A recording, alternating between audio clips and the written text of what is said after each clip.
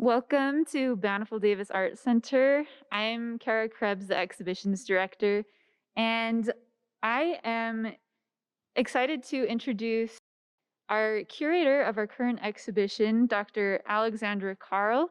She will be introducing our speaker today, and we're surrounded right now by our exhibition, Wildfires in Utah Art, Homes, and Lands. Dr. Karl, welcome. Thank you for being here and introducing our speaker today.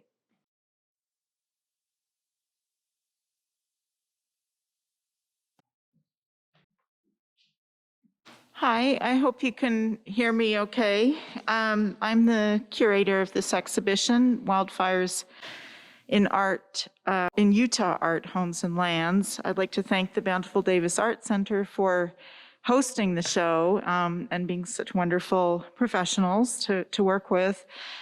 The show was conceived after the spring and summer of 2020, where we saw unbelievable images from Australia, from California, from Oregon, and eventually from Utah. And what prompted me, in addition to bringing these artists, there are 18 artists in the show, and by the way, all the works are for sale. What prompted me to continue the dialogue is looking through the media responses to the wildfires and the lack of consensus over what was causing them. I was really astonished at how many different viewpoints there were, when I really had a strong sense that there is consensus in the science community, just not in this community. And so that's when I reached out to Dr. Ben Abbott, who's a professor of ecosystem ecology at Brigham Young University. He's a really impressive scholar. He has 47 articles, peer-reviewed articles to his name. And I think that I'm hoping that he can lend a lot of common sense to all of the ambiguity that surrounds what's going on in the nature around us and whether we can do anything about it. So I'm really pleased to be able to welcome Dr. Abbott.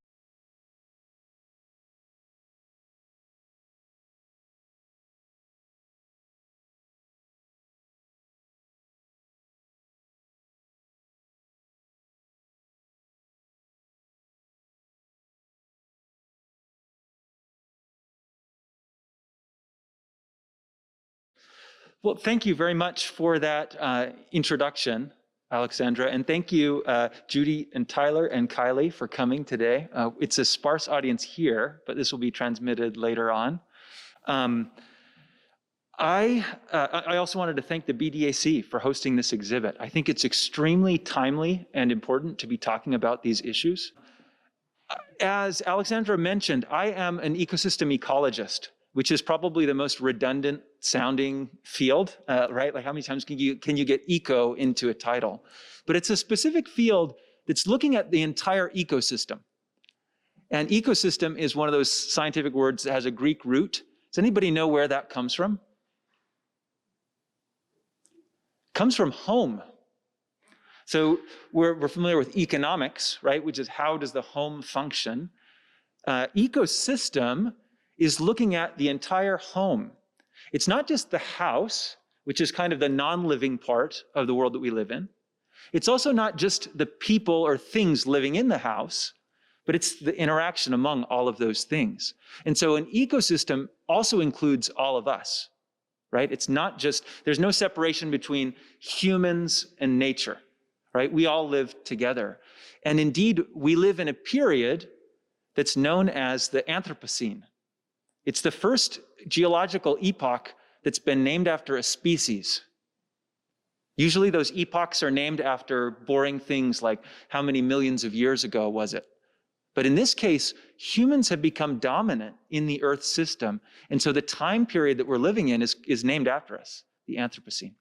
Okay, well, I'll get over this. And the last thing I wanted to say before getting into the material was, This research has been made possible by funding from the Utah Department of Natural Resources, also the U.S. National Science Foundation, and BYU itself. So science takes a lot of resources, and it's almost always now a team effort. So don't put my name behind most of these findings. This is the result of a large team that has been working on this. And in fact, the research that I'm talking about is primarily not my own. It draws from hundreds of individual studies that have been produced by teams all over the United States and around the world. It's what's really exciting about modern science. There's this extremely vibrant community that challenge each other, sometimes in very brutal ways. Thankfully, I have students that I can cry to when our papers are just totally torn apart. But that makes it better. It's not some particular worldview that someone's trying to convince someone of. It's not a politician or a media corporation that's trying to make us find something or the other. It's a community of people seeking to understand the world around us. It is not perfect. And in fact, I wanted to make sure to mention that, my expertise comes mainly from what we think of as Western science. And that is not the only or even primary way of understanding what's going on around us. The really moving exhibit here demonstrates a very different way of approaching these questions, right? Through the lens of art and personal experience. And the other place, maybe most important of all, that we can draw knowledge from about wildfire and what's going on in the world around us is from indigenous peoples who draw their knowledge from hundreds and sometimes thousands of years of experience living in a place, watching it change on timescales that we typically can't reproduce with the scientific tools that we have. And I, of course, can't speak for those peoples, but I hope to learn from them and integrate that, what we call traditional ecological knowledge, with the modern Western science. It's only when we bring those together and also, of course, integrate the humanities and the arts that we stand any chance of solving these problems. So I just wanted to recognize the Paiute, Easter Shoshone, Goshute, and Ute nations on whose land we live and on whose land I've done research. So the title of my talk is What Science Knows About Wildfire in the Western US. And that title is partially inspired by a really extraordinary press conference that happened in September of last year, so just a few months ago. As you may remember, at that time, smoke from wildfires in the Western United States stretched all the way from New York to Hawaii. It was astounding. We use a lot of remotely sensed data, so satellite images. You could see it from space. The smoke plumes were all over the world. And California, Oregon, Utah, Nevada, all of these states were facing these crises. And officials in California had a press conference with former President Trump. And I wrote down how the conversation went. But I wanted to give just a little bit of personal context, because my family at that time had just returned from a trip right by Judy's house to Colorado near Rocky Mountain National Park. And we'd been invited by a family friend, Andy Pitcher Davis. It had been an amazing trip. We'd seen some of the ecosystems there. We got our junior ranger pins from I just forgot what it's called, the visitor center at the mouth of Rocky Mountain National Park. A beautiful area, the headwaters of the Colorado River. And on about our third day there, we saw a plume of smoke that came up over the ridge. It turned out being what is now called the Cameron Peak Fire, which grew to over 200,000 acres, the largest wildfire in Colorado's history. And as we saw that plume of smoke rise, Andy came running across the field and said, "We've got to get out of here." And I saw how far away the fire was and thought, well, she's clearly overreacting. We'll be fine. And we ended up staying there. We were fine. But on our drive home, we passed half a dozen pyrocumulonimbus clouds. So those are a special kind of cloud. Actually, I believe this painting here depicts one of them. It's a special cloud that forms when you have extremely large wildfires. And those wildfires are pumping water vapor and particulates up into the atmosphere. And that can supercharge the formation of clouds. They look like mushroom clouds. And indeed, there was this really disconcerting impression as we drove home that we were under some kind of nuclear attack when you saw how many of these plumes there were. Just a few weeks later, the East Troublesome Fire started, which now is the second largest wildfire in Colorado history. And as we know, that was a wildfire that destroyed many of the structures in that area, including Andy's cabin, and then ended up killing her neighbors. So that was kind of the context that I saw this news come across. And for the past several years, there's been daily news that's been really surprising. But here's what happened. The firefighters and Forest Service were there in the room with President Trump, former President Trump, and they were trying to describe what was going on. And at that point, 4 million acres had already burned in California, Oregon, and Washington. That's more than double the previous record in recorded history. If we go back, there are times in the deep past when we've had that level of wildfire, but I'll talk about that in a minute. So the officials were explaining how climate change was playing a role in the wildfires by extending the seasons, by making the fuel drier. And President Trump responded by saying, it'll start getting cooler, just you watch. And one of the officials responded saying, I wish that the science agreed with you. And the president said, I don't think science knows, actually. And then went on to say, no, it's a problem in management, right? You need to be raking your fires more, like they do in Finland. Well, there is plenty, as I was saying before, that science doesn't know. And in fact, one of the things I love about science is that it's shedding light on the edges of our knowledge. We start to realize we only know a little bit about the world around us. But science actually knows quite a bit about wildfire in the Western United States. Going back sometimes thousands of years. And so I hope as we talk today that first I can help lay out some of the basic science of the role of wildfire in ecosystems, and then say what is changing, or is anything changing, and why? And then finally, what, if anything, can we do about those changes? So let's start at the very beginning of wildfire and go back to the Silurian period. This is right after the Ordovician period, 400 million years ago.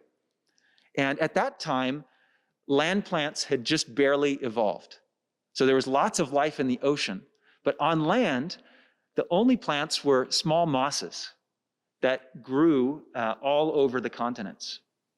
Wildfire needs 3 basic ingredients. Actually, all fire does. Anybody want to just yell out one of those? What 3 things? Fuel, oxygen, heat, or sometimes called ignition, right? Something to get the fuel and oxygen started. Thank you very much, Tyler. So 2 of those 3 ingredients had been around for a really long time. There had been oxygen, and then there had been sources of ignition or heat.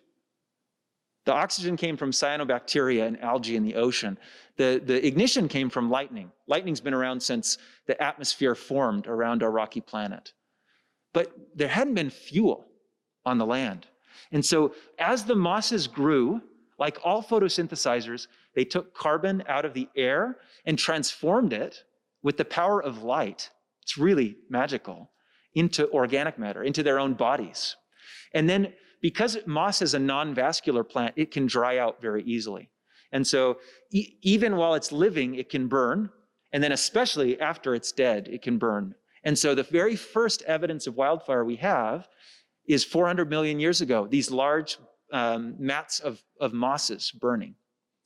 Now, things have changed. We have different plant species around now, but Plants are absolutely crucial to understanding wildfire. That is one of the most important things, and it's a two-way interaction. The type of plant that lives in an area is going to determine how likely it is you have a wildfire, and also what kind of wildfire it is. If we think about those mosses, that was a very mild and smoldering wildfire. If we think about the East Troublesome Fire, that fire was moving as fast as you could drive in a car and sustained over several hours. At one point, it jumped over a ridge tens of miles and then caught a new portion of forest on fire. So the type of vegetation structures what kind of wildfire you have, and then the type of wildfire you have determines the distribution of vegetation. It's this really important interaction. And that's one of the key points that I want to get across to you here. When we see the really breathtaking destruction of wildfire, it's easy to forget that it plays an important and even a necessary role in healthy ecosystems. It is not wholly a negative thing. In fact, we as ecologists describe wildfire as a keystone disturbance. So disturbance also is a word that usually we think of in a negative sense, but in ecology, it simply means something that changes the system. So wildfire structures ecosystems. And I'll go through just a few examples right now of some of the positive effects of wildfire. It can increase the diversity of habitat for plants and animals by creating mosaics of different habitat types. It can create openings in forest canopies that allow plants on the forest floor to grow. It can release nutrients that have been trapped in biomass, like wood or roots or soil organic matter, that can allow different communities of plants and organisms to thrive. Here's one that's really kind of a little bit counterintuitive, but I came from watershed ecology or watershed and earth system science background, so I do a lot of hydrology. And wildfire can cause erosion on hill slopes, which we usually think of as negative, but rivers need that sediment to rebuild their channels and banks. So areas that have not had wildfire for long periods of time, often we see downcutting and degradation of the rivers, lakes, and streams in those areas as well. Wildfire can awaken the seed bed and even the seed bank. So there are many species that are fire adapted, and the seeds or the cones that hold those seeds need to be burned or exposed to heat in order to sprout and regrow. And then finally, wildfire can sometimes remove invasive species that have either intentionally or unintentionally started to grow in that area. They may not be adapted to that disturbance of wildfire that the natural community was. So the landscapes and ecosystems that we know and love in the southwestern United States have been sculpted by wildfire over millions of years. When, thankfully today, finally we have some precipitation. It slowed me coming up here, but I'm very grateful for the snow. If we could look out the window and see the mountainside next to us, isn't it interesting how you have these patches of meadow and forest, different ecosystem types? Wildfire is one of the explanations for why we have that diversity. It's not just a gradient that moves as you move across elevation. So on that topic, actually, there used to be a belief that nature was in constant balance, that it was in equilibrium in some way. And that misconception came from the fact, or I think one of the contributors was, that we only had watched natural systems for a relatively short period of time, at least from a scientific perspective.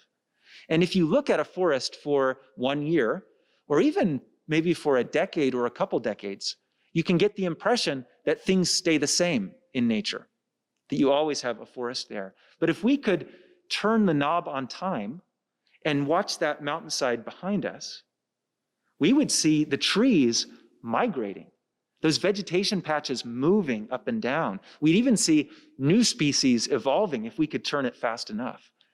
And indeed, we know now from both global ecology and traditional ecological knowledge, which we're finally taking more seriously, that many of these ecosystems are in a dynamic state of evolution and change. And so an ecosystem isn't a catalog, a list of species that's on a shelf, and you can open it up at any time and find those same things there. I think of it more as a group of dancers who are moving around a stage. And there is tension. Thankfully, there are things that keep many of those dancers on the stage. We call those stabilizing feedbacks. For example, 400 million years ago till now, many things have changed in climate, configuration of the continents, the type of vegetation we have. There have been periods where things dried and warmed. Then you have a burst of wildfire activity.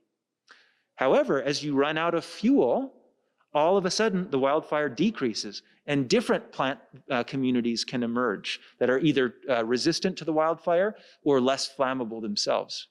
So you have these stabilizing feedbacks. So you have cycles that go up and down, but you're staying within on the stage, thinking about the ecosystem as a stage. But you don't see stasis.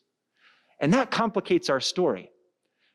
Because if we want to know why were the fires so bad in 2020 in the US, why were they so destructive and bad in 2019 and 2020 in Australia? Is this just part of the up and down of those changes, or are things different? Well, if we want to answer that question in a quantitative scientific way, we've got to describe the wildfire. And there are 5 general dimensions. Some people say only 4, some say as many as 7, that we describe as the wildfire regime. The frequency of the wildfire. How often is it occurring? That's the frequency. The extent of the wildfire. How big is it? What's the area that is burned? The severity of the wildfire. That's how intense was the flame. How much of the organic matter in the ecosystem was consumed? The patchiness of the wildfire. That's one that we sometimes don't think about. Was it a whole mountainside that burned, or was it small patches? And that can, depending on those characteristics, that's only 4. The 5th one is speed. And speed usually isn't included in wildfire regime, but it's very important for things like us, animals and humans, where how quickly wildfire moves can determine how dangerous is that wildfire for human communities. And that's one of the things that we've seen change. So those are the 5 dimensions of what I'm going to describe as wildfire regime. And depending on what the wildfire looks like, it could have completely different consequences for the ecosystem, including the people that are living there. So our question now is the wildfire regime changing in a way that's not just an up and down, but is it moving in a direction? And the answer to this is clearly yes. I was born in 1984, and that just happens to be the first year that we have complete high-frequency data on wildfire extent. So most analyses of how has wildfire changed start in 1984.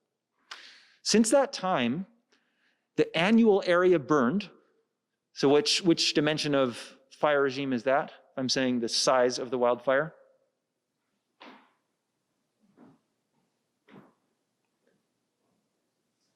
The second one, the extent of the wildfire. So this isn't the full fire regime, but it's just one. The size of the area that's burned each year has doubled since 1984. So we have literally twice as much wildfire now as we did in 1984. We had wildfire back then, thankfully, right? It's really important. But the amount has literally doubled. Now, if you look at the severe wildfire, so areas where you're losing 50% or more of the soil organic matter, the vegetation that's there, that has increased 8-fold over that same time period. So it's larger areas, and the severe, hot, really destructive wildfires have increased much more than that. But that doesn't completely answer our question yet, because we need to know why. And this is a question that we call, not just in ecology, but throughout science, attribution. So not just what is happening, that's super important, but why is it happening? And this is complex because think about any big event in your life. You found someone that you really loved and are now their partner, or you got a job, or you had a child. Most of those things aren't because of one individual cause, right? There are many things in your life that led up to that moment. And ecosystems are the same way. Typically, we can't say, this event was caused by this one thing. Sometimes we can, right? Like I live in Orem now, and we had a large wildfire this last summer that was ignited by the Orem Police Department they were shooting on their shooting range, and there was a spark, and it went up the mountain. So we can say that the Orem Police Department caused that fire, right? Well, that's true. They were the proximal cause. But because it was the police who caused the wildfire, they called it in right away. And within minutes, there were aircraft on the scene fighting that wildfire. My daughter happened to see it right when it started. And she ran inside and said, hey, come look at this fire. And so we went out and watched it. I thought it was going to be controlled in a matter of minutes. It was very small. It was less than an acre when we first saw it. Instead, that wildfire burned up the hill. I knew it would do that, but then it burned down the other side of the hill. And then it expanded out and burned most of the foothills of Mount Timpanogos. And that wasn't because of the policemen. That was because of the soil moisture. 2020 was the driest year in Utah's history. And the soil moisture was a fraction of what it usually was. So if you have water in the fuel that's burning, and that often is the organic matter in the soil, then the fire moves much more slowly. It's much more manageable. We're in what's described as a mega drought. So it's a period of 10 years or longer where we're far below the average level of precipitation. This is the most extreme mega drought that we know of in the past 2,000 years, except for one that occurred in the medieval time period. About 1,500, there was another period of 18 or 19 years that were well below this area. That was caused by orbital factors. It was also caused by the configuration of where snow was and temperature in the ocean. We can reconstruct that pretty well and say, we know why it was drier at that time. If you use those same factors to try to answer the question, why is it so dry and hot right now? The answer is, it shouldn't be. All of those other natural factors, they're doing their typical up and down. What's different is we've turned the burner on by burning fossil fuels, and we've increased the temperature. We've extended the length of time where fuels are dry enough for wildfires to occur. We've decreased the soil moisture. One of the key, I really don't like acronyms, but one acronym that I kind of like to say is vapor pressure deficit, VPD. And vapor pressure deficit is simply the inverse of humidity. So humidity is the amount of moisture in the air, right? But air can contain different amounts of moisture depending on what temperature it is. Hot air can contain a lot more moisture than cold air. So vapor deficit, VPD, vapor pressure deficit, is the difference between how much water the air can hold and how much water there actually is in the air. And that is really, really important because how big the VPD is determines how quickly the air can dry out the fuel. And so as we have moved the temperature up because of human-caused global warming, that VPD has gotten much, much greater. And if you do a correlation between VPD and wildfire severity, wildfire extent, it is an extremely tight relationship. We have increased this vapor pressure deficit, and in so doing, have taken what is a natural and crucial ecosystem disturbance that can help our ecosystems be healthy, and have instead supercharged these wildfires until they are extremely deadly and extremely destructive for ecosystems. So I've gotten off my notes here, but I think that's okay. So I've made this claim a couple of times now that humans are behind the increase in wildfire. But I've also told you that it's not as simple as that. That usually there's not a single cause. And so here are 4 hypotheses that the scientific community has been investigating, asking which of these or what combination of these account for the changes we've seen in wildfire. The first one is, we have a history of fire suppression. Anyone in here seen Bambi? Anyone in here not seen Bambi? If nobody wants to raise their hand. Okay, no hands went up on that. So I'll assume you've all seen the Disney movie Bambi, right? In that movie, that depicts a very common understanding of how wildfire was in that time period. It's this negative force, it's unnatural. Man is in the forest, right? It's a bad thing. It chases all the animals across. That's how we viewed fire for a very long time. And so the Forest Service, the BLM, local fire groups, they tried to suppress wildfire. That allowed fuels to accumulate. So that's one hypothesis. It could be that history of fire suppression that caused the change. Another hypothesis is there have been big changes in how many people are on the landscape and how they're using the landscape. So 2020, if you look at the springtime period, by April, in Utah, we had 4 times as many wildfires as we did in 2019. And that the climate hasn't changed that much between those 2 years. So what was different? Anybody have a guess? People were outside because of COVID-19. There was a huge uptick in the number of hunting permits and fishing licenses, the number of side-by-sides that were purchased. I saw this, I'm a mountain biker, and it was amazing to see how many people were out in nature. Where there are more people, there are more sources of ignition. So all other things stayed the same. You're gonna have a lot more wildfire. And we saw that in the early season especially. Later in the season, because of a variety of different things, it still was above normal, but it wasn't as extreme. So we could have just more people out in the landscape. That's hypothesis number 2. Hypothesis number 3, this could be natural climate variability. You know, maybe things are just going up and down. Hypothesis number 4 is this is human-caused climate change.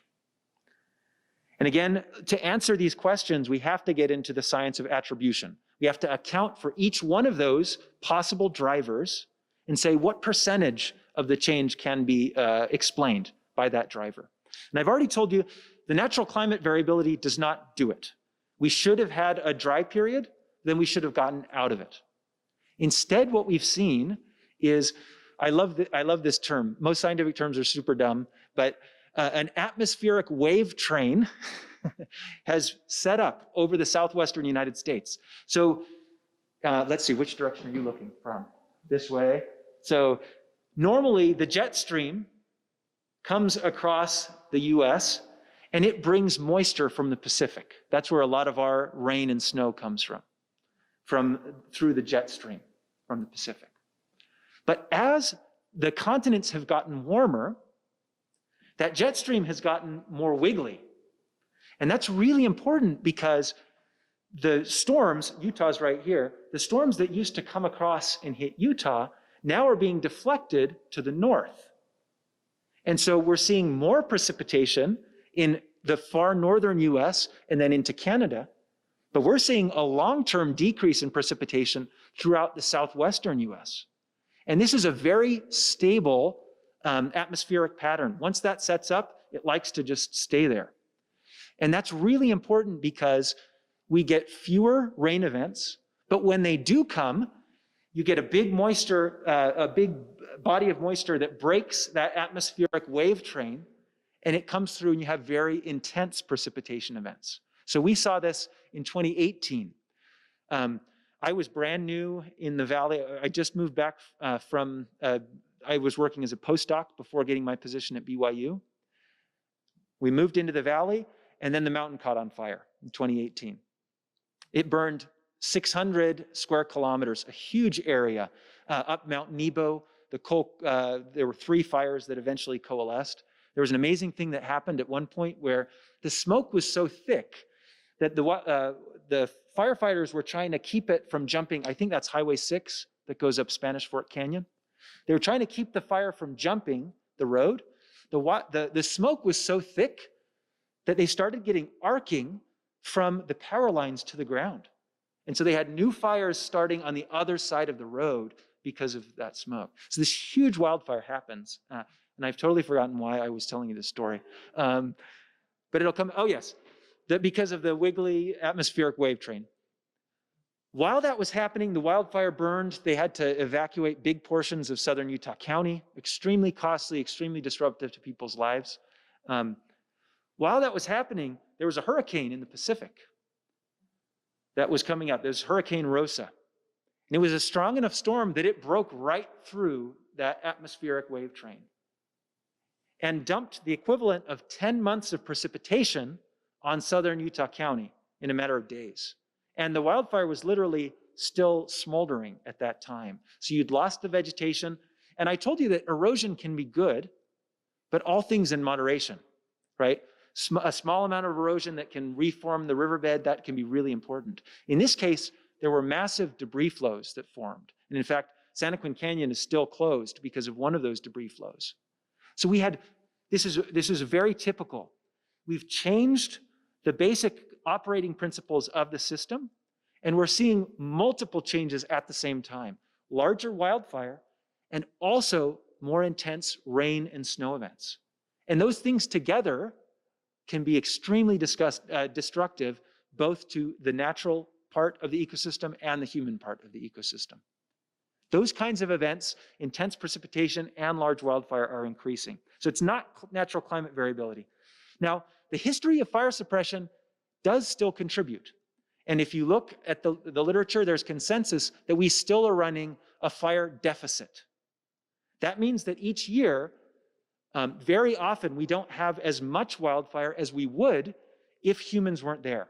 And so this is one of the paradoxes of understanding wildfire. And coming back to Alexandra's point, it's one of the reasons why it's kind of hard to explain, if you only have a soundbite, what is going on with wildfire. So I think it's useful. Let's use the example from Utah. I think I've got the numbers here. So in 2020, 330,000 acres burned in Utah. That cost about $103 million to try to suppress and control. It was 1,547 wildfires. Any guesses what proportion of those wildfires were caused by people? You can say a percentage. Yeah. 78, that is the exact number. 78% of those wildfires, so it's 1,200 of them, were caused by people directly. That's a spark from the chain dangling on your trailer. That's a cigarette thrown out the window. That's a campfire that wasn't fully extinguished. 78% of those fires were caused directly by people. There were fireworks, yeah. And fireworks are another big ignition source. You see peaks in the wildfire ignition right around July 4th, everywhere around the US. And then we've got a second one, July 24th, where we also allow fireworks. However, it's really interesting to see. Humans also love to put out fires. And so another pattern that holds at the global scale is where you have people, you tend to have smaller fires. And so even though 78% of the individual fires were caused by people, those human-caused fires only accounted for about a third of the overall area burned. Because those natural wildfires ignited by lightning tend to happen in areas where there aren't as many people, and so they're not suppressed. Thankfully, the Forest Service and BLM, many of these agencies are using a more natural fire regime. When it happens in a place that doesn't threaten human infrastructure, let it burn, for all of those positive reasons. Yeah.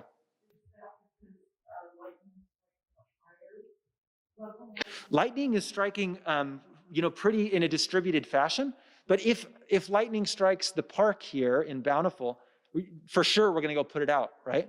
So it's not the ignition, but it's the fact that we can suppress wildfire when it's close to people, at least when it's small. So the lightning is starting the wildfires everywhere, but where people are, there tend to be less dry fuel, right? Because we've cut down the trees and shrubs and things like that. And then also, we just put it out when it does occur. Does that make sense? About the relationship between the 2/3 that are in places where people are not congregating. Because I read something, maybe it's incorrect, but that was the main cause for the many California fires with lightning. I found that fascinating. I know that there are larger incidents of lightning. They're actually, I remember called conflagrations. Yeah.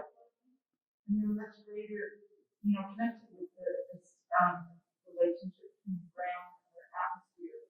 But there were many, many more, thousands of more conflagrations of lightning in California this year. Anyway. So, no, I really appreciate that comment. So if you couldn't hear it on the recording, there actually are changes in so-called natural lightning strikes and events called conflagrations. So remember, it's not just the direct human input, the wildfires, the matches that have changed. We've changed the climate. We've restructured the climate. And so you have different patterns of where these really intense storm events are happening, where wildfire is available, or where those ignition sources are available. So even that third of the wildfires that ended up being much bigger, we still had a role in that, right? By drying out the fuel and then also by changing the distribution of lightning. So, yeah. My understanding that PG&E also was highly culpable.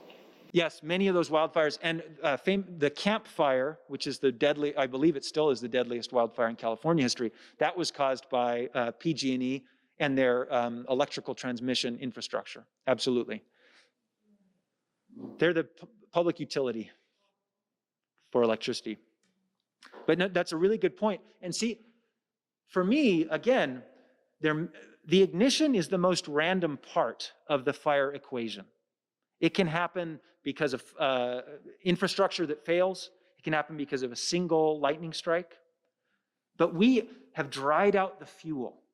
That is the real thing. And we've extended the time period where it is warm and dry enough for wildfire to be extreme and very speedy. And so that's been the comment. And in fact, over the past 5 years, there's been a real change in the fire literature, where people are starting to recognize we may be going outside of the envelope where we can manage and control these wildfires. And that's despite the fact that since the time of Bambi, when we have since realized that wildfire is good, we've been trying to catch up on that fuel deficit by allowing there to be more wildfires. We still see this increase in intensity, in extent. And so we can account for those other things. And the best analysis that I know of is done by a researcher named Abadzoglu, published in 2016, but then there have been several studies since then. That increase in wildfire, that doubling in wildfire extent, is directly attributable to the climate change portion of human involvement in the ecosystem. So it's not those other things are changing in the background, but we can attribute that with a high level of certainty to human-caused climate change. And the mega drought that we're in, that's a very interesting one as well. If you account for the natural variation and say, okay, where is there a human fingerprint in this change? We always have uncertainty in science. And that's one of the things that I try to tell people. If someone gives you a clear-cut number about these complex things without a range of uncertainty, ask them how they got that estimate, right? In this case, our best estimate is the human contribution to the mega drought that we're in the US right now is somewhere between 35 and 105%.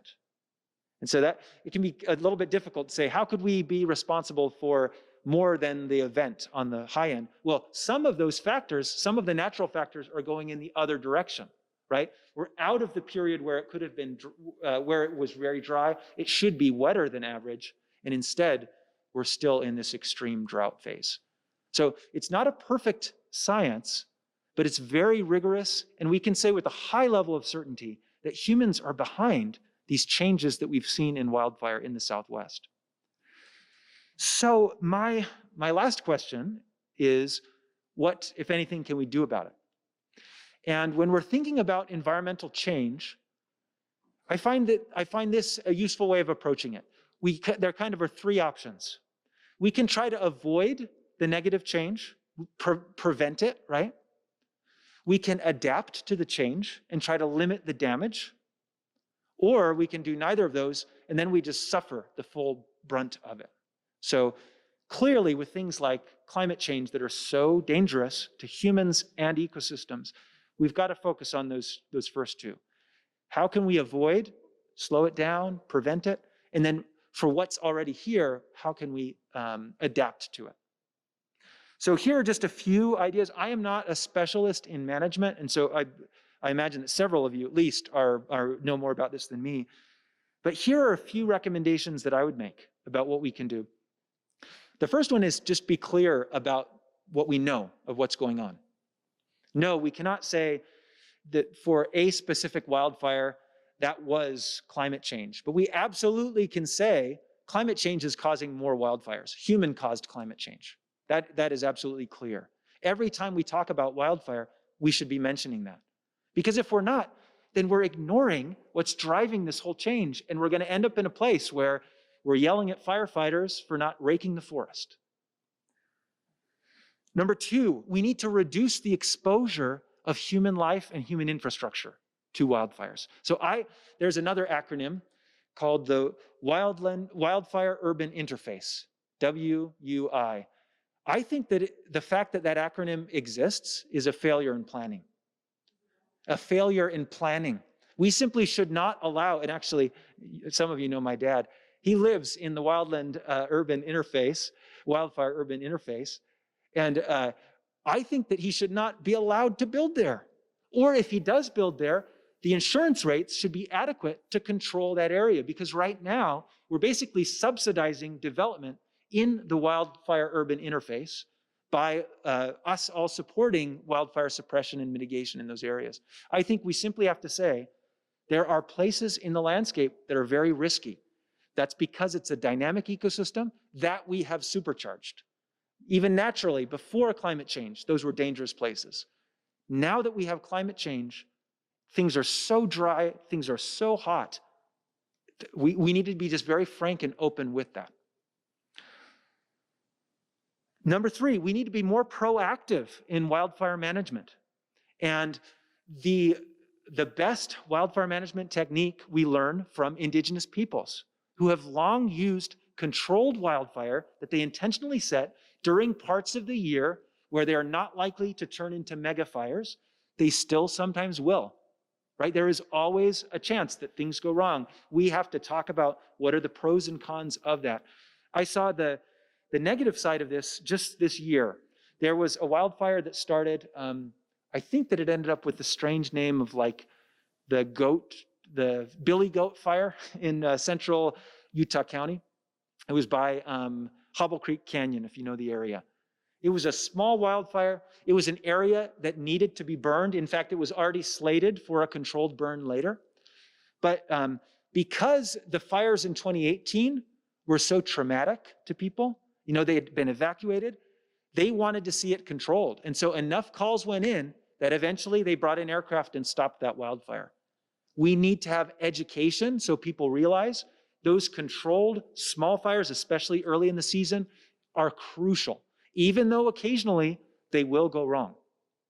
We need to have that kind of understanding and maturity, depth of understanding. Now, there are other techniques that have been proposed and are even used, things like mechanical treatments of forests. There's an amazing and terrifying machine called a puller buncher that you can drive around, and it'll pull the tree out and then bunch up the roots, and then you can drag it off to try to reduce the density of stems and reduce fuel. Those treatments do not fulfill many of the ecological roles, the important good things that wildfire does. And we're understanding that more and more. I have colleagues at BYU just just published a paper on how after you do that kind of treatment, the forest does not recover as quickly, and you don't have the diversity of species. So many of us in the West love aspen groves, amazing, iconic plants. They are a fire-adapted species. If we did not have wildfire, we would have no aspen. And when you use the feller bunchers instead of a natural fire, you don't get that influx of nutrients. You don't get the changes in herbivore behavior around the wildfire. So there's just no replacement. We need to have wildfire. And in fact, we probably need to have more frequent but less severe wildfire so that we don't end up with situations like what happened with the Cameron Peak fire and the East Troublesome fire. Another recommendation is we just have to conserve large contiguous areas for ecosystems to exist. Ecosystems are not gardens, they're not zoos, and we've already fragmented so much habitat by how we are building. That means, so for example, to take the Timpanogos fire, I think they call it the range fire, subdivisions have been built all the way up into the foothills. Thankfully, it's not as bad. Actually, one place that Utah County has been much better than Salt Lake County is protecting the foothills. There's a lot less development in the foothills. But in that area, houses and subdivisions have started to encroach. So when that wildfire happened, it burned a huge section of the remaining habitat. And the DNR is trying to help the elk and mule deer recover in that area. Well, they just lost 50% of the habitat that they had for their winter range. If instead we could maintain connected patches throughout ecosystems that are protected, then those mule deer and elk can simply move to a patch that hasn't been recently burned. Because the next year, they're going to want to go back to that area that has all of these grasses and small plants that are recovering. That's fabulous habitat for them in the spring. In the winter, it's horrible habitat. And again, since that wildfire happened late in the season, which used to be quite rare, but is becoming more and more frequent, that creates problems for the animal species as well. So if we protect large areas for ecosystems to thrive in, then it's not a catastrophe when you have these events. So we saw the same thing in Australia, where habitat there has been highly fragmented because of human development. And then you had these copses of protected areas with rare mammals and other animals. And then it was a really big deal when those wildfires came through. And then my last recommendation is the only long-term solution is to reduce fossil fuel emissions. It's magical thinking to say we can just continue running our energy system the way we are, and then we'll just manage it. We'll figure out ways. We'll have bigger airplanes that can drop bigger loads of water. We'll come up with new fire retardants. It just doesn't work. The only tenable long-term solution is to slow climate change itself.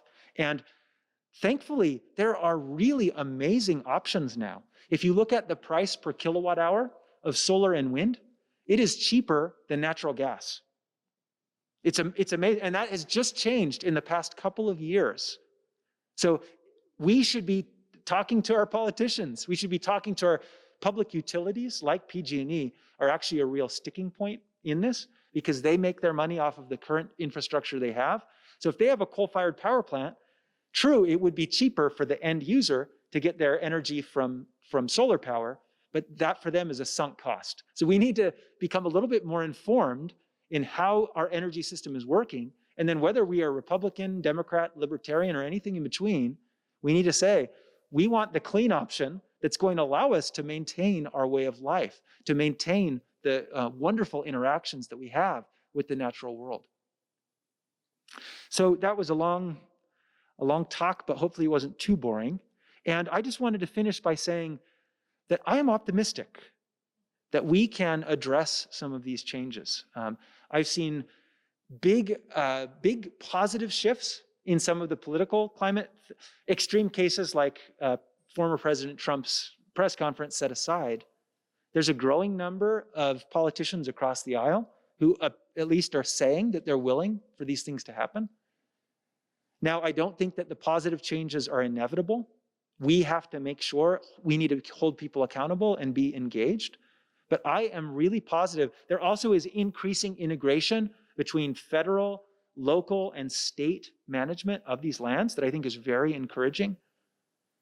We need to, of course, have better interactions with sovereign nations and indigenous peoples who often have a much better, long-proven track record of maintaining these ecosystems in a sustainable way than those of us with European descent do. So there are lots of things that we can do, but I am hopeful that the future is bright, that we can maintain these glorious ecosystems, that we can have a healthy way of life, because there's no separation between environmental health and human well-being. And that's one of the last things that we see. Throughout the United States, air pollution is typically getting better. And that's news to most people. But through time, if you look, since the Clean Air Act was passed, we've seen really big improvements in air quality. The pollution has decreased by about half. The one place that we see a negative trend is in the southwestern United States. And that's not because we are burning tons of coal, though we are in our power plants. It's because of wildfires. So remember that the extent and frequency of wildfires is increasing. That, of course, pollutes the air. And so everybody else they get an A for improvement. We don't. And the periods of extreme particulate pollution are increasing in the western United States. So we need to solve this problem for the ecosystems that sustain all life on Earth, also for our personal health. Yeah. A friend mentioned to me yesterday that some scientific community came out. There was an observation that air quality improved vastly with COVID. Mm-hmm. The implications of COVID, and recently they came out and said that something about the use of SUVs has canceled the gains that were made from the COVID epidemic.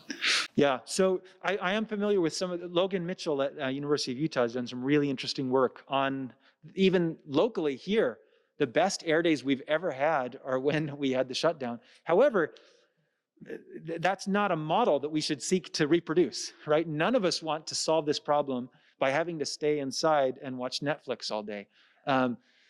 What we need is technologies that already exist. So about half of the pollution along the Wasatch Front, and this is similar in different areas, it comes from cars and trucks. Well, there now are electric cars and trucks that actually cost less. I've seen this in a lot of automotive magazines, not environmental magazines, but automotive magazines have asked the question, how much does it cost to have the vehicle over its whole life? And the current generation of EVs beat out. It's cheaper to have a Tesla Model 3 than it is to have a Toyota Corolla. And so it's no longer an issue of, oh, do I have to spend more to do the right thing? No, we just have to do the right thing. All of us need to say, the next car that I buy is going to be a zero emissions vehicle.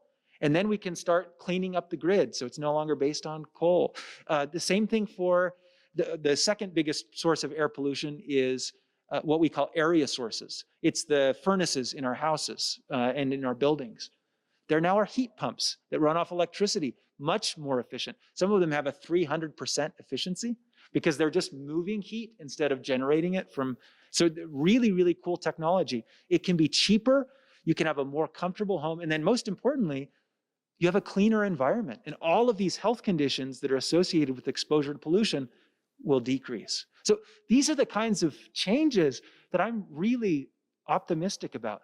But it's not enough, some people, I'm a big fan of a researcher named Saul Griffith, and he's an engineer, and he says, let's not change our lifestyle at all. Let's just replace the machines with zero emissions machines, heat pumps, EVs. There's a third big technology change that's not coming to me right now. That's great. We should do that as fast as we can. That would create tens of millions of jobs, many more jobs, by the way, than are in the current energy system. That's fabulous. I think we also need to have some changes in our lifestyle, not just for the environment, but for our health and for our society. When you see the level of discord, the number of people who feel lonely, who feel disenfranchised and left behind, I think we do need other changes as well. But it's encouraging to me that those technologies are present, they're economically feasible, and they are shovel ready, as they say in politics. We've just got to hold our representatives' feet to the fire, so to speak, and make sure that those changes happen.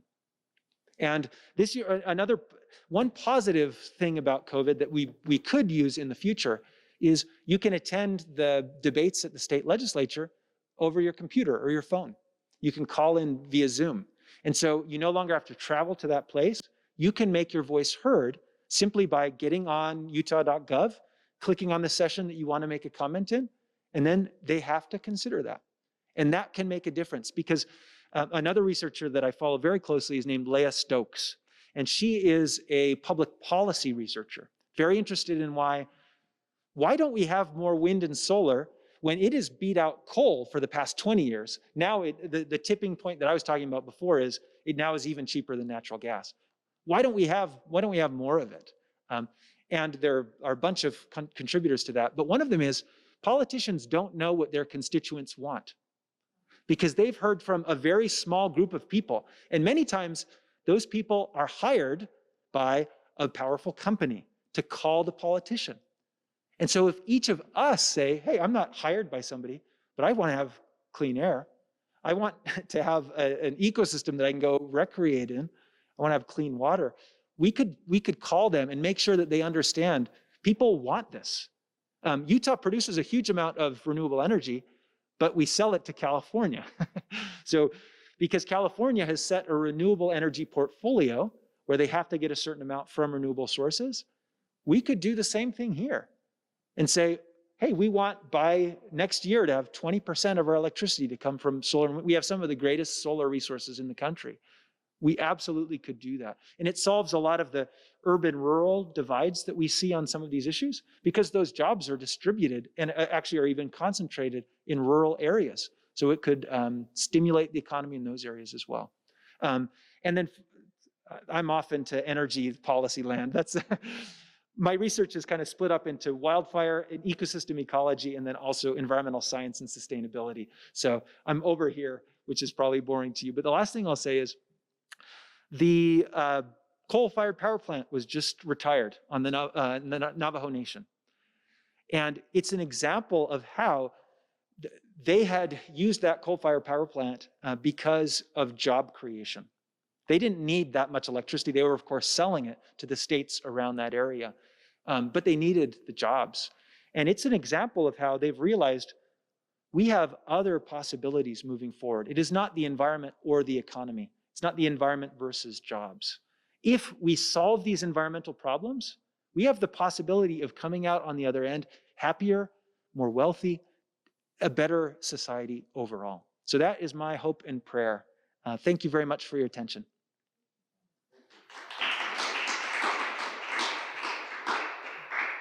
Hi there. I'd like to welcome you to the Bountiful Davis Art Center. I'm Dr. Alexandra Karl. I'm the curator of this exhibition here called Wildfires in Utah Art, Homes, and Lands. It features 18 local artists from Utah who have a variety of works ruminating on the theme of wildfires. And it has words by Terry Tempest Williams. We're here following a wonderful talk that was given by Dr. Ben Abbott, who's an ecosystem ecologist. Did I get that right? That was fun. From Brigham Young University. He really gave an extensive and fascinating exploration of what the title was What Science Knows About Wildfires in the American West. My head is still kind of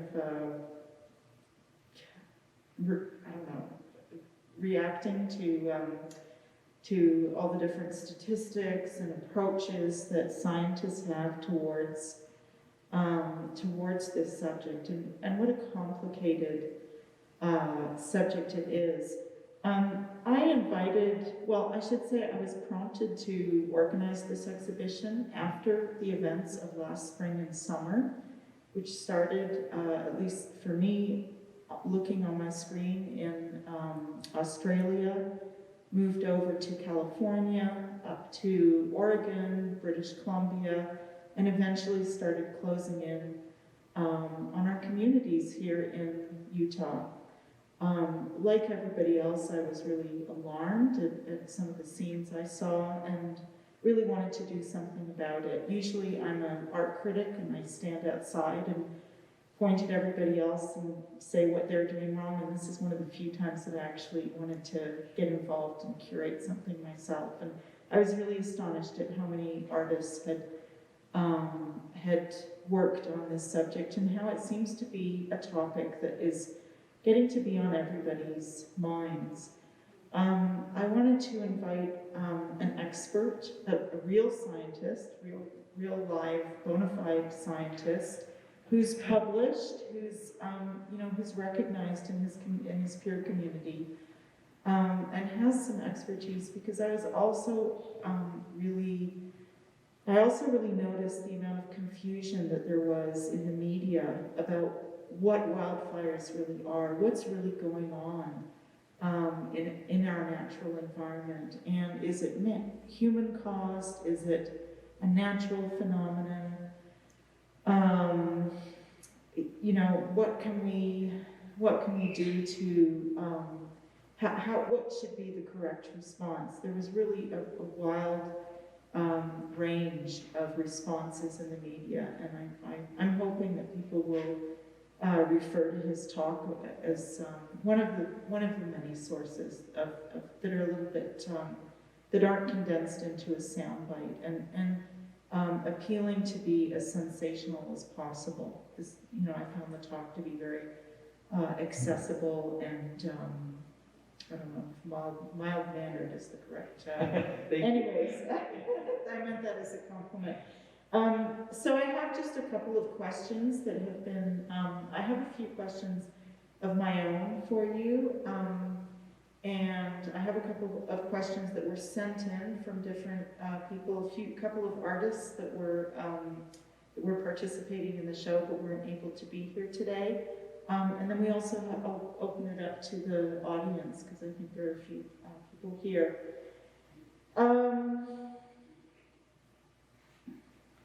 Got to make sure I'm referring to the right part. I guess one of the things that you made it very clear that the expansion of incidents of wildfires is connected with the use of fossil fuels. Is there any connection between the production and consumption of plastics?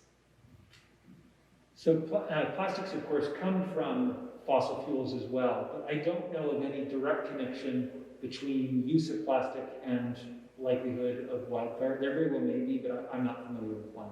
Okay. It's just something that that's part of the environmental issues and something that I personally like to think about in my own life is how many, when you're buying food and there's plastic containers. Oh yeah, sure. Well, and again, I mean, it's a symptom of the same ultimate cause of the problem, which is the use of fossil energy that creates all kinds of pollution, driving climate change, but also creating air pollution, and then creating solid waste as well. Okay, so I have a question from Cara Despain. Let me say, Cara is the creator of this wonderful sculpture behind me. It's called It Doesn't Look Like Paradise Anymore. Cara is one of 18 artists that are in the show. And you know what? I forgot to mention, all of the works are for sale. If you come to the show, you might be able to buy one for your collection, and that would be marvelous. Anyways, Cara made this work after visiting Paradise, California, and has made she has a number of charcoal drawings that are really interesting and timely. And she lives in Florida now. Her question is, she'd like to know how we can plan urban interface zones better moving forward as people are fleeing California. Utah, it would help if I put on my glasses on. Maybe they get started. Masks are hard already, but masks plus glasses is really difficult. I might as well put a helmet over my whole face. I'd like to know how we can plan urban interface zones better moving forward, as people are fleeing California, Utah's population is exploding, and there's a lot of new building. I feel like we are posed to see even more human-induced fires. It would be interesting to hear your perspective on this. Well, I really love that question because it emphasizes how, with population growth in this area expanding so rapidly, small changes to our policies now can have really big impacts. So I live in Utah County, where the population is expected to double by 2050. And actually, most of that is local growth. It's not people coming from other states, but the California effect is real.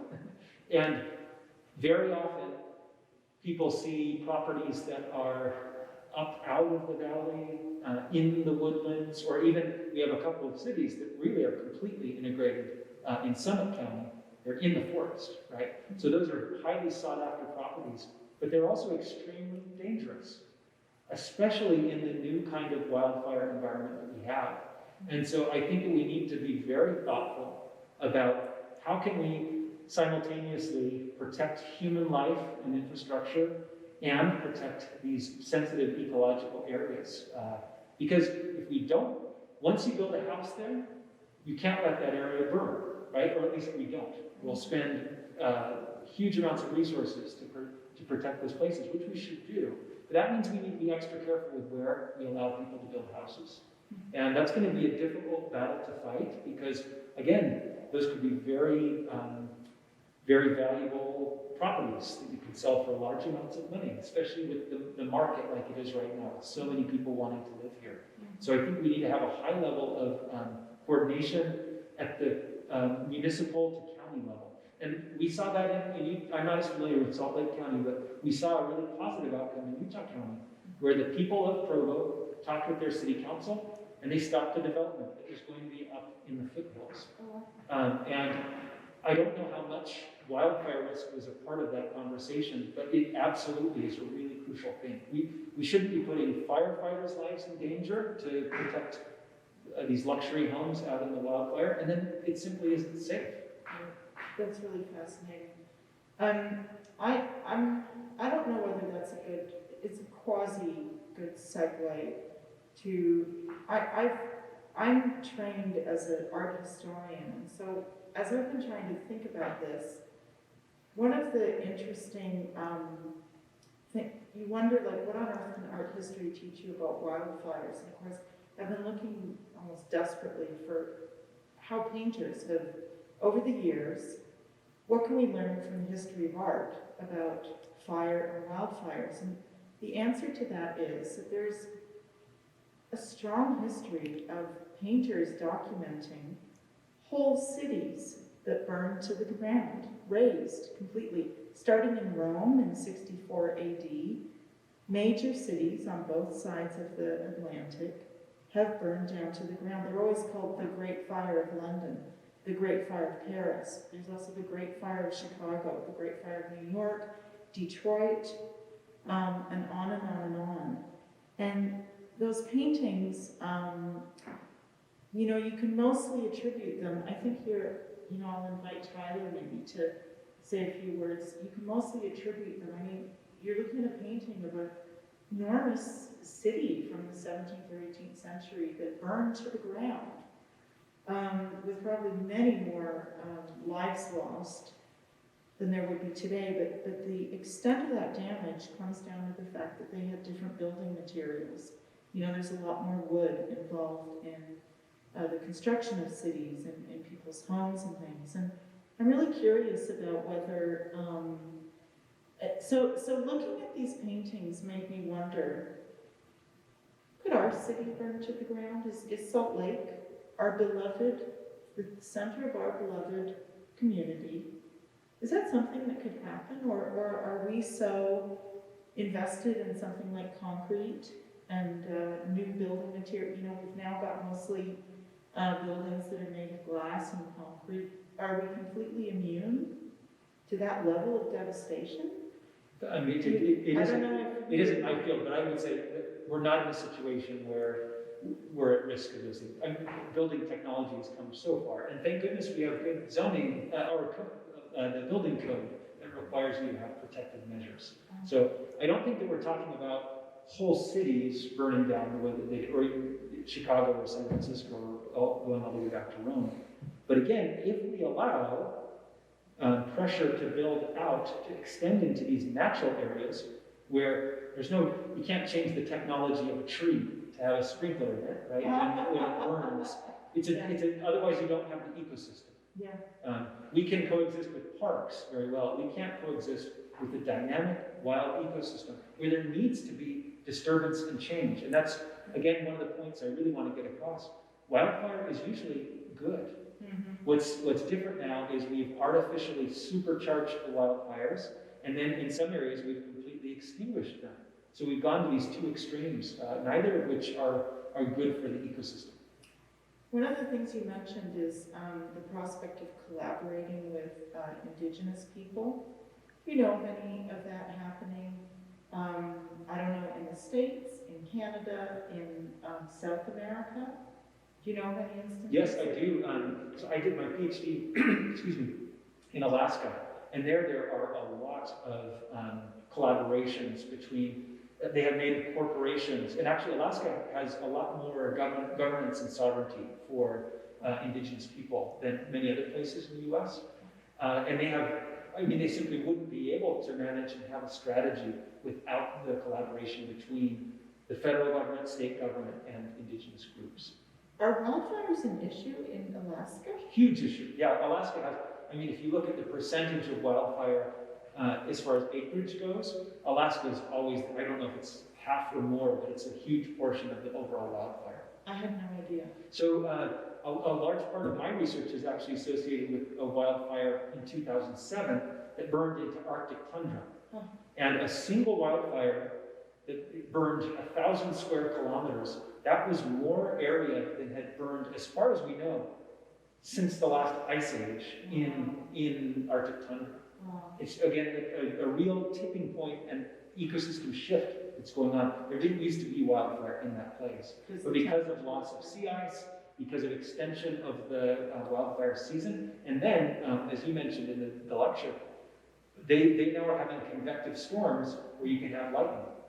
It used to be so cold and wet all year round that lightning was very rare. And now it's much more frequent, and they're seeing wildfires. Same thing in Siberia, where they've always had wildfire as a part of the boreal forest. It's a crucial, important, positive ecosystem disturbance there. But it's now expanding out into tundra as well and destabilizing these giant stores of organic matter in the soil.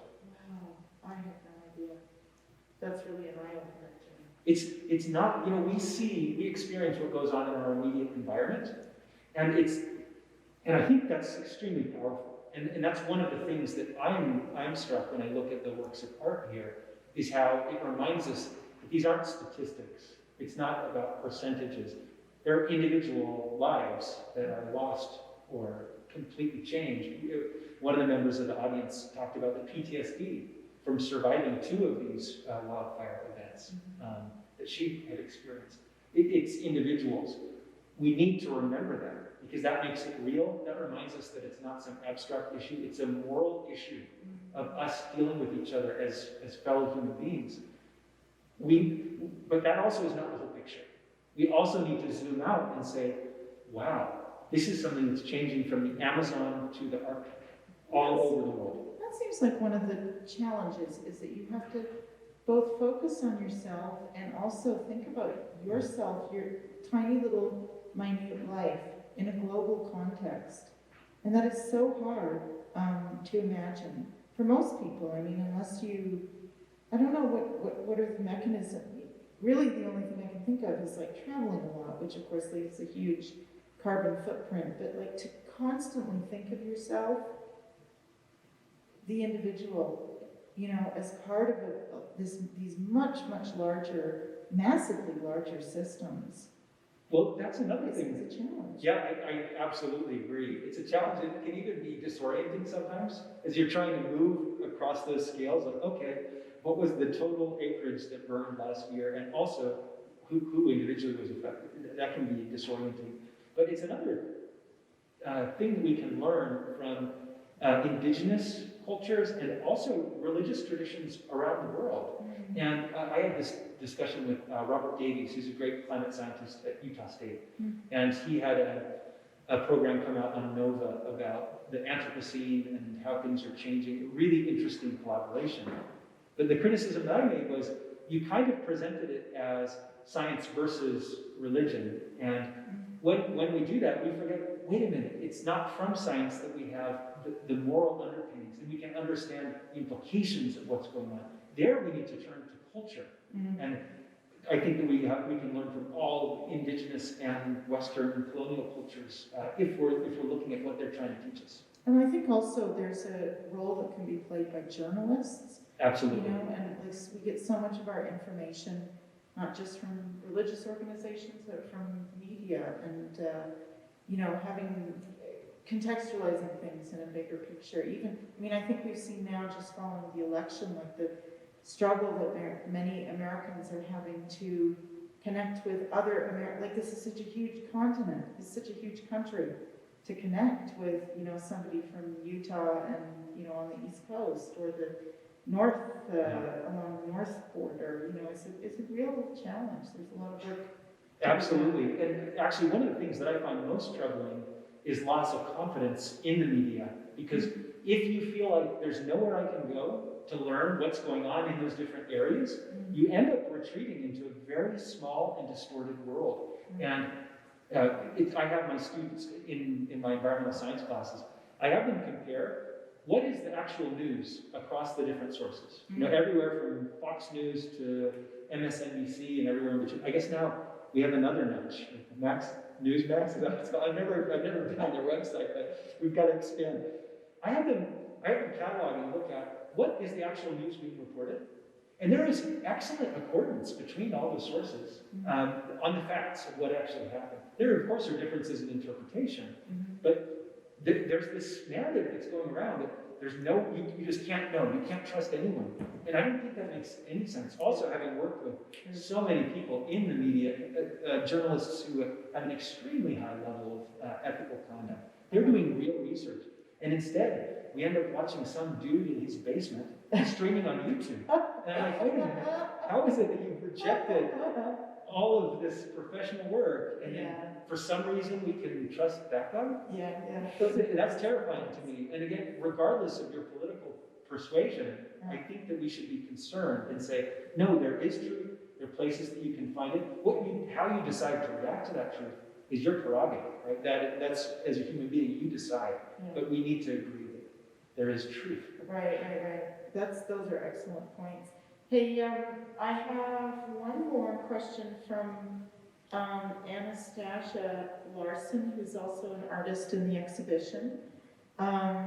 She wants to know, she's actually living in Japan now, speaking of people in global situations, but is a BYU grad.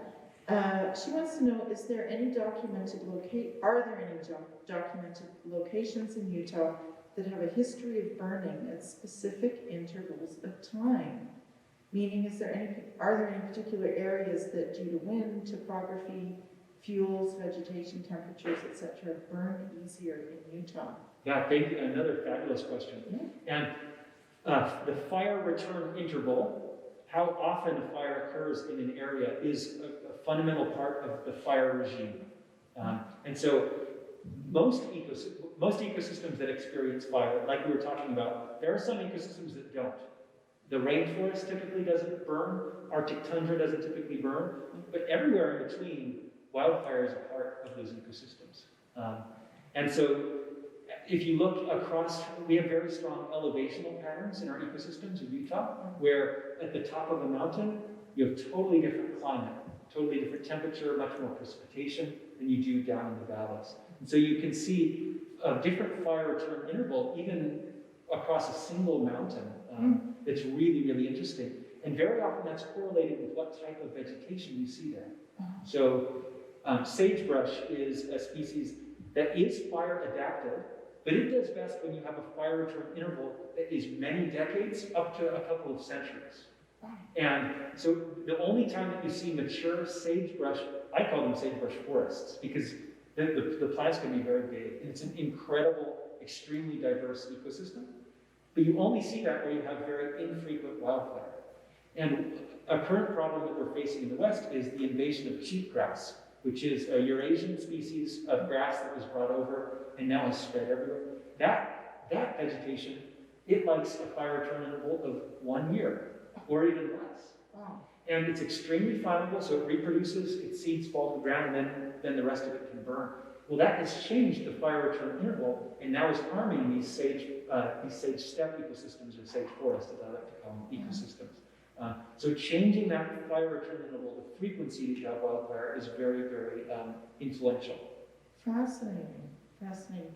Let me open this out to people in the audience. We have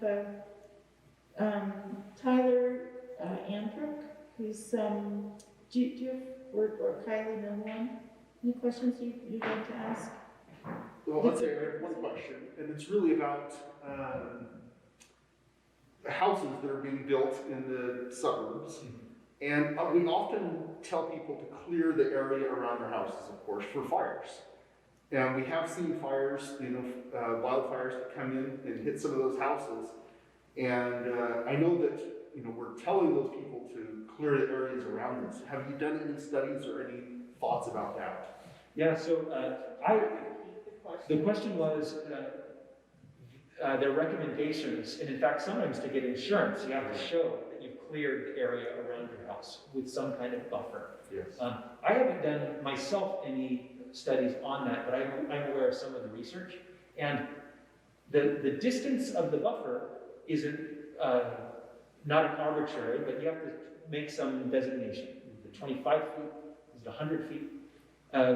Actually, the woman in the audience who was talking about PTSD, she'd followed those recommendations.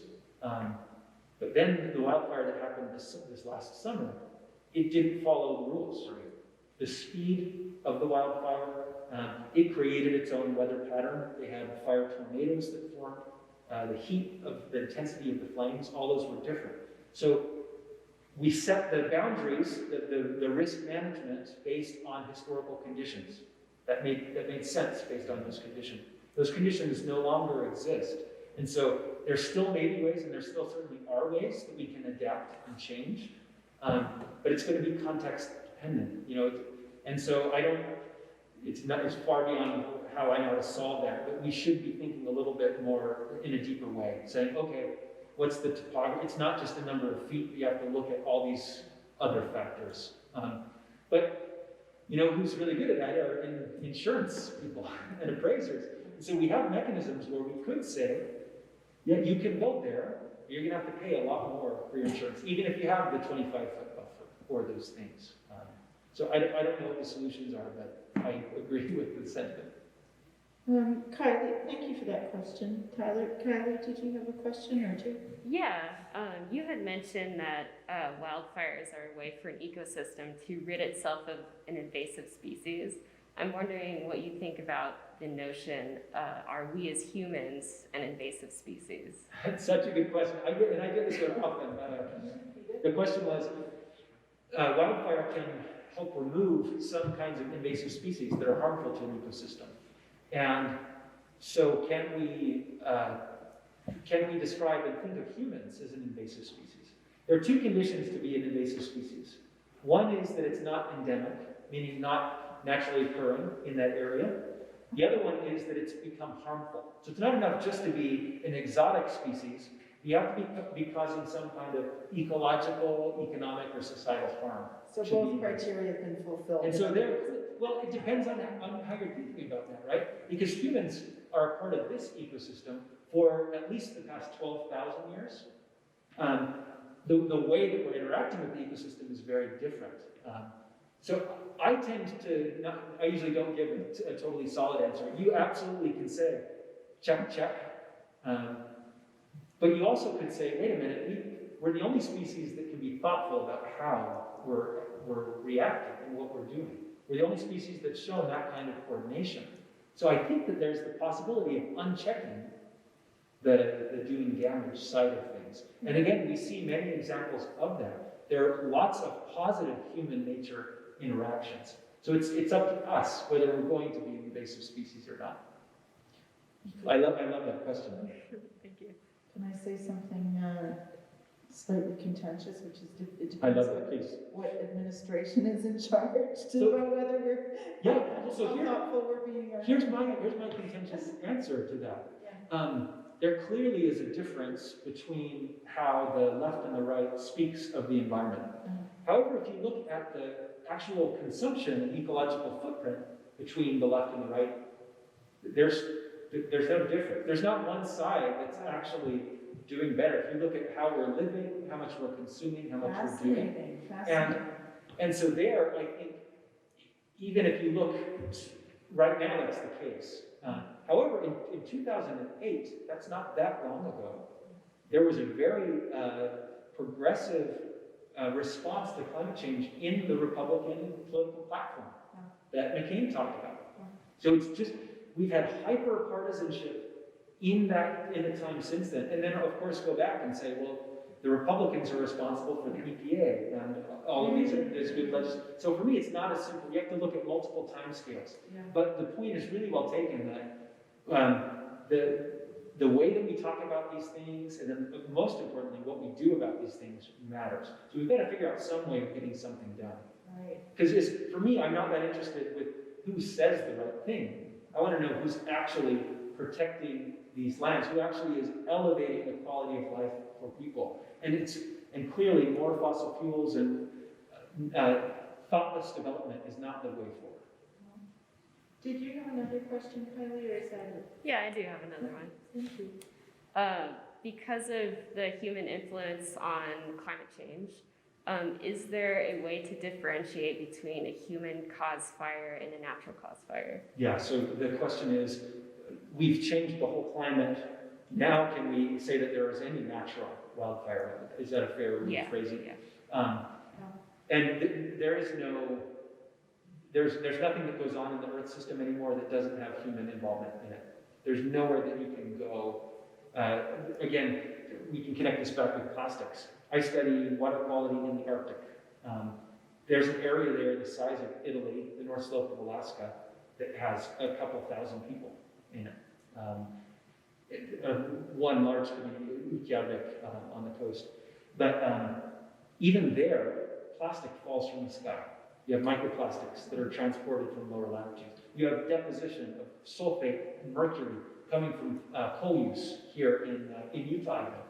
So there's nowhere on Earth that can go where there is a non-human environment. That's again why most scientists agree that we are in a new epoch, the Anthropocene, that's defined by humans. We will look, if we're still around 100,000 years or 1 million years from now, we'll look back at deposits during this time and say, oh, there's the plastic layer, right? You'll just see humans everywhere. So the short answer is there are absolutely no natural fires anymore. There always is some kind of human involvement. But again, it's complex. Here in the Southwest, we've seen this really rapid increase in the extent, a decrease in the fire return interval, so they're happening more often, and an increase in severity.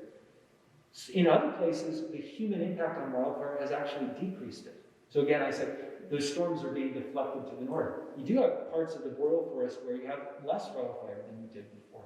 So the human impact is there, and it's everywhere, but it's different depending on the local ecological conditions.